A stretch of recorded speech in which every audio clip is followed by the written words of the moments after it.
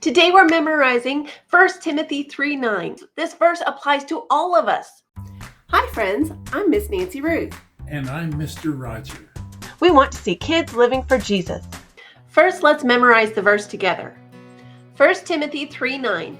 They must keep hold of the deep truths of the faith with a clear conscience.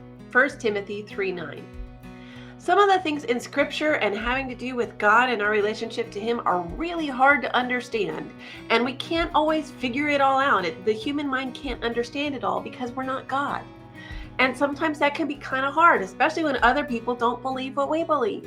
But we need to hold on to what Scripture says and what God has revealed to us, because we know that God has proven Himself that faith in Christ is not just blind faith, but God has proven time and time again that we can trust Him and that it makes sense to trust in Him. So we hold on to that even when things are hard and we don't really understand all of it. It's okay. We hold on to it and we hold on to that faith and we live in a way that pleases the Lord, in a way that we can have a clear conscience before Him because we're confessing our sin and living for Jesus. 1 Timothy 3:9. They must keep hold of the deep truths of the faith with a clear conscience. 1 Timothy 3:9. Now, if we back up and we look at the larger context, we see that in this chapter, Paul is talking to the overseers and deacons. Some translations say bishops. Now, different denominations give different roles to each of these titles, but everybody's clear on one thing. These are leaders in the church. These are the ones that's supposed to be out front, setting an example for the believers. And to these people, Paul says, now the overseer is to be above reproach. This reminds me of a verse in Leviticus where God said, "Be holy because I am holy," talking to all His people. And being holy means set apart without stain or blemish.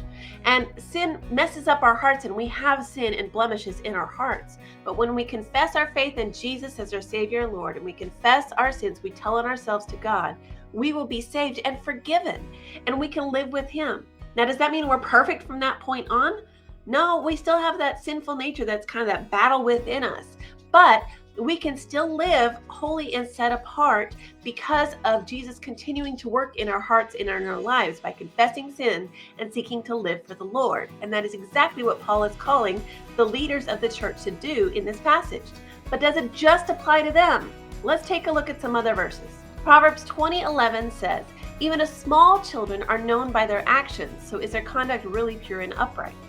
Then 1 Timothy 4:12 says, "Don't let anyone look down on you because you are young, but set an example for the believers in speech, conduct, love, in faith, and in purity." So really, if we look at the larger context of Scripture, this verse applies to all of us. All of us should be pure and blameless, and this is how we can do this. 1 Timothy 3:9. They must keep hold of the deep truths of the faith with a clear conscience. 1 Timothy 3:9. To learn more, check out one of these videos. Which Bible verse should we do next? Let me know down in the comments. Don't forget to subscribe. We post memory verses in 4 translations, key passages, answers to Bible questions, and more. Check out our store and freebies at parentroadmin.com. We love you, friends. See you next time.